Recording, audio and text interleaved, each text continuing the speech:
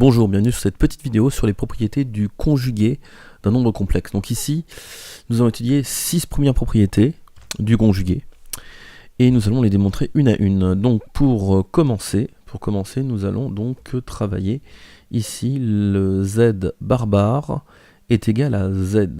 Donc démonstration de cette première petite propriété. Donc je la mets ici, hop. Donc, enfin, ce que vous voyez là, c'est les 6 premières propriétés du conjugué, et derrière, la démonstration, enfin les démonstrations qu'on fera une à une. Donc, pour commencer, z c'est quoi? Donc, z, de manière générale, c'est un nombre qui vaut a plus ib. Ok, très bien. Et donc, z bar, c'est quoi z bar? Ben, z bar, c'est égal à a moins ib. Ok, ça c'est la base. Donc, si je fais z bar, qu'est-ce qui va se passer? Donc, je fais, à partir de ça, je fais z bar. Et bien, ce qui va se produire, c'est que j'ai un a moins ib le tout bar. Et comme vous savez, quand on fait le conjugué d'un nombre complexe, on change le signe de sa partie imaginaire. Et donc ça, c'est égal à a plus ib. Donc c'est égal à z. Donc j'ai bien trouvé que z bar est égal à z. Très important au niveau du conjugué, c'est quelque chose d'assez central. Maintenant on arrive sur le deuxième type de formule, donc c'est z plus z bar sur 2 égale réel de z, que je vais ici encadrer en orange. Voilà, ça va un peu changer et gagner un peu toute cette petite démonstration. Donc ça va être la deuxième formule qu'on va tester. Donc ça, pour la démontrer, ben, tout simple, on va faire z plus z bar. Voilà, donc je commence ici. Ici, je me donne donc z, qui vaut toujours a plus ib, ça ne change rien. Z égale a plus ib. D'accord, donc z bar forcément a moins ib. Hein. Je ne vais pas vous spoiler plus, donc je vais commencer à faire mon calcul. Z plus z bar. Donc, z plus z bar, c'est égal à a plus ib, plus a moins ib. Et donc ça c'est égal à quoi? J'ai du plus ib moins ib, donc en fin de compte je vais avoir des simplifications qui vont arriver telles quelles. Donc je vais le faire en... Je mets simplification en violet, voilà comme ça, hop, donc le plus ib, le moins ib dégage, donc il va me rester quoi? Il va me rester 2a. 2a. Or je sais que a c'est quoi? C'est la partie réelle de z. Alors ça je ne l'ai pas noté, on aurait pu faire un petit nuage que je vais faire ici. Que je dise réel de z ou a c'est la même chose, et que je dis imaginaire de z ou b ça sera pareil. Donc voilà, donc ça c'est quelque chose d'assez similaire, c'est juste des synonymes, voyez-le comme ça.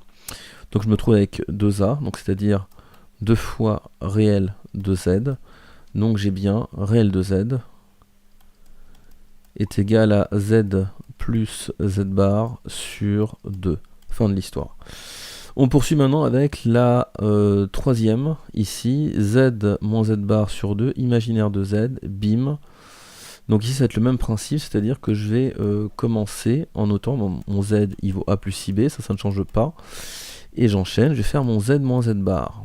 Pareil, je vais avoir du a plus ib, moins, attention on ouvre les parenthèses, a moins ib. Ici, petit calcul, a plus ib, je switch les signes, donc moins par plus ça me fait moins a, moins par moins ça me fait plus ib, et cette fois-ci je vais avoir une simplification au niveau de la partie réelle, c'est-à-dire que j'ai a d'un côté, moins a de l'autre, tac, tac, ça dégage, il me reste tout simplement 2ib. Donc je rappelle que b c'est la partie imaginaire de z, donc ça revient à dire que j'ai 2i imaginaire de z, la partie imaginaire de z. Donc, imaginaire de z vaut combien? Ah, j'ai fait une petite erreur ici, donc c'est un 2i, hein, je l'ai corrigé. Voilà, donc en fin de compte, ça me fait z moins z bar, le tout sur 2i. Voilà, ça c'est validé. La quatrième, celle-ci, un peu technique, donc du z fois z bar, ça vaut combien? C'est parti, on la met ici et on enchaîne. Donc pareil, z fois z bar, ça revient à dire que je fais mon a plus ib, facteur de a moins ib. Et je vais enchaîner les calculs là-dessus. Donc ça veut dire quoi? Ça veut dire que j'ai du a carré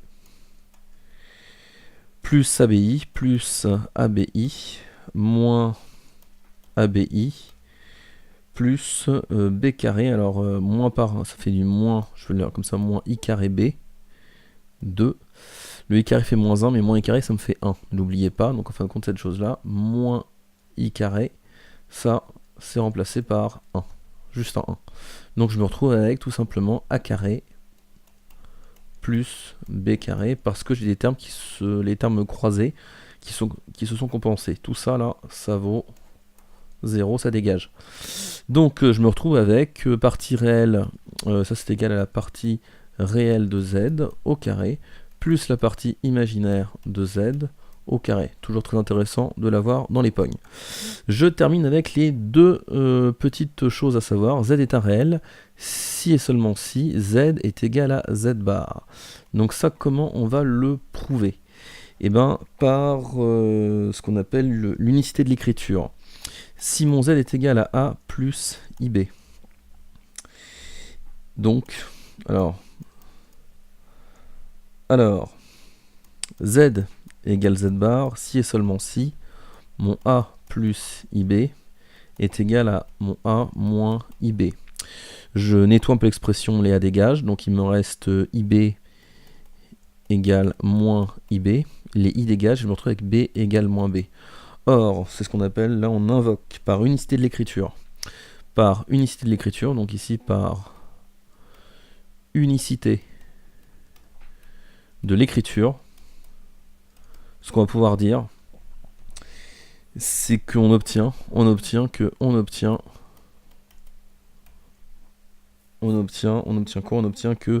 z égale z bar si et seulement si. Il faut que b soit égal à moins b, et la seule solution c'est que b soit égal à 0. Et si b est égal à 0, alors donc la partie imaginaire vaut 0, donc z est réel. Voilà. Donc vous avez pigé un peu le principe, et on va faire pareil pour la dernière. Z est un imaginaire pur, si seulement si z est égal à moins z bar. Même principe, même façon de faire, avec un peu plus de vitesse. Donc on commence comme ça, 6, z égale a plus ib, ça change pas, et on enchaîne. Donc, alors, z, on part de z égale moins z bar, si et seulement si a plus ib égale moins a plus ib. Je rappelle que là je fais moins z bar, donc en fin de compte je check les signes, hein. J'ai du a moins ib, mais j'applique un moins sur tout ça, donc ça veut dire que le a devient moins a et le moins ib devient plus ib. Donc pareil ici, je vais pouvoir simplifier par les ib de chaque côté, il va me rester a égale moins a, c'est beaucoup plus efficace. Donc ici par unicité de l'écriture, par unicité, donc ça revient à dire que les nombres complexes sont égaux, hein. Ça on l'avait vu en tout début de l'écriture.